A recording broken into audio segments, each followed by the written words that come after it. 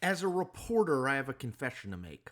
I should have pushed harder earlier for more information about Joe Biden's mental and physical well being and any signs of decline. So let me explain. Um, Joe Biden was president from 2020 to 2024. I worked at CNN through 2022.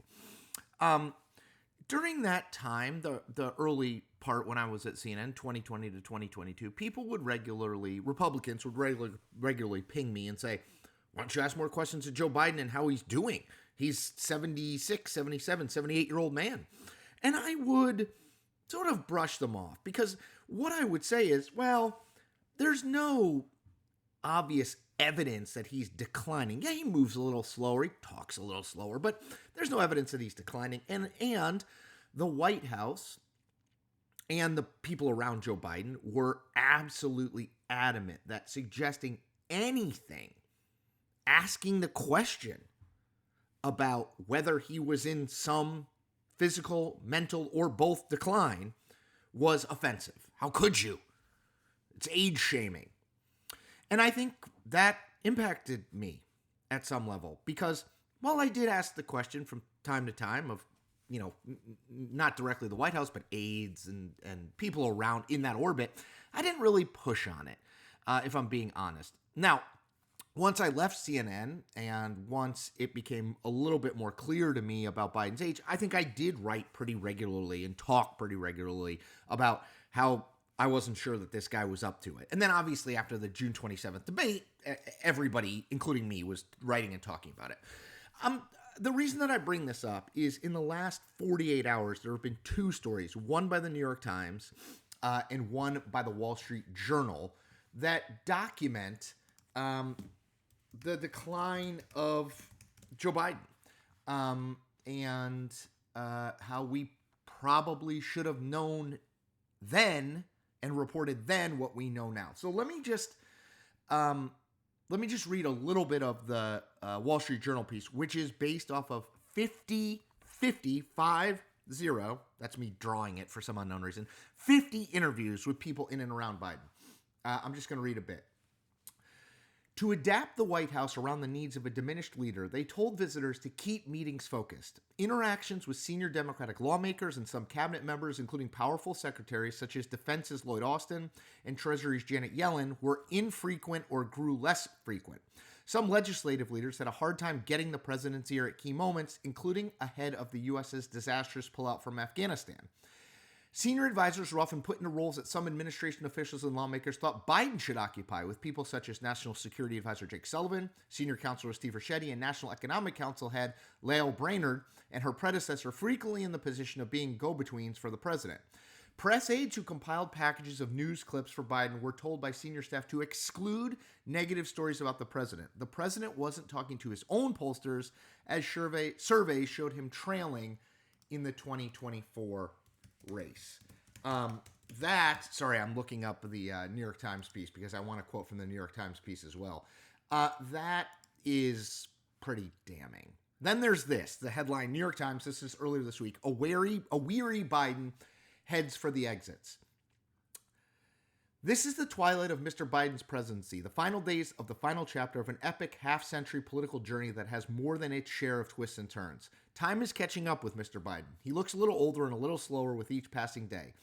Aides say he remains plenty sharp in the Situation Room, calling world leaders to broker a ceasefire in Lebanon or a deal with the chaos of Syria's rebellion. But it is hard to imagine that he seriously thought he could do the world's most stressful job for another 4 years. Okay, I know that's a lot of text that I read, but that's what's got me thinking about the fact that I probably should have pushed harder on the Biden age stuff. Because in retrospect, it's clear that the people close to him knew that at best he had some good days and some bad days. June 27th, the debate clearly was a bad day. But if the bad day was that bad as he performed on that debate stage, the fact that he had been president without a whole lot of questions being asked about his physical and mental decline, and I'll add the fact that he continued to be president from June 27th until January 20th, 2025, I think is a little bit concerning and begs the question of, like, when did people near him know? What did they know?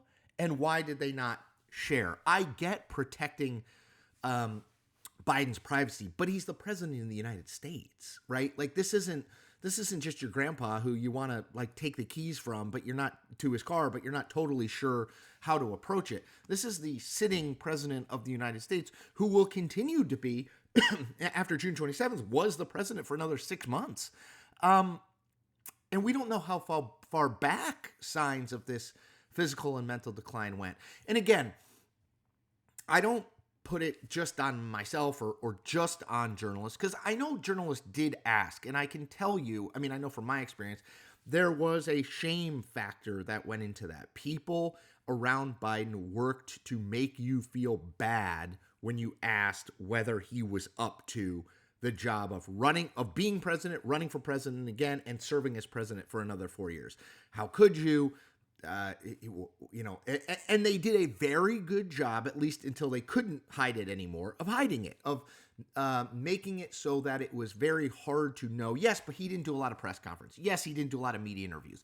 But, when he did things, the thing I always remember is he gave the State of the Union speech earlier this year, and he was fine. There were no obvious signs of decline. I mean, yes, he looked like a 70, an 80-year-old guy, but I wasn't like, this man cannot under no circumstances be president. So they did a good job of hiding it for a long time. But journalists, and I put myself here, you've got to, we should have been pushier. I don't want to speak for everyone. I should have not let the shame campaign to make you feel bad for asking the question get to me. Because it's now clear from both the Wall Street Journal and the New York Times piece that there was real deterioration even before. And by the way, all the reporting that we've seen since the June 27th debate, it's not just these two stories, that there was real and significant decline in Joe Biden, and that it was being managed by the people around him. They were insulating him. They were keeping sort of the political world out and keeping him sort of bunkered in.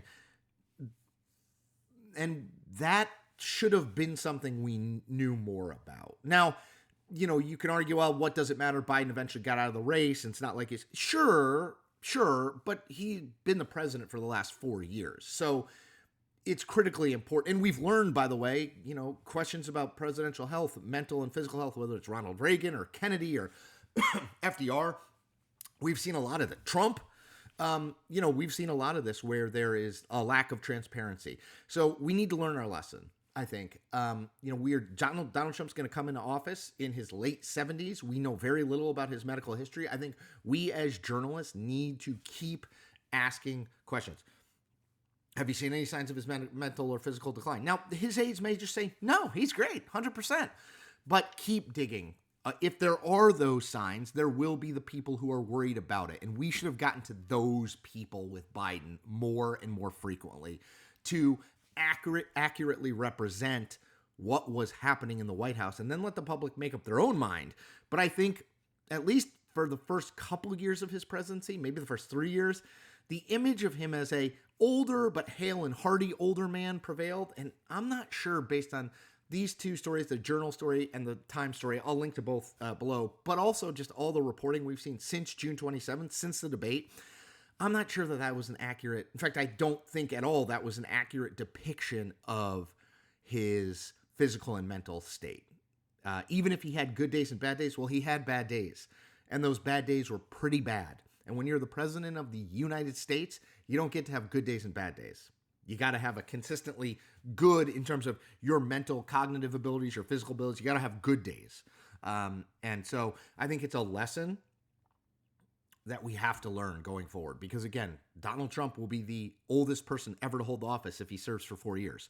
And I will be mindful of that. Because again, asking those questions isn't a partisan thing. Asking those questions is a journalism thing. And I should have pushed harder. And not been as willing to accept now he's fine, look at him when he's in public campaign. And I did. Anyway, I'm always want to be as authentic, honest, and transparent with you as possible. This is part of that effort. 4 things. Subscribe to this channel. like this video, comment on this video, tell 10 friends about my channel. All right, everybody, take care.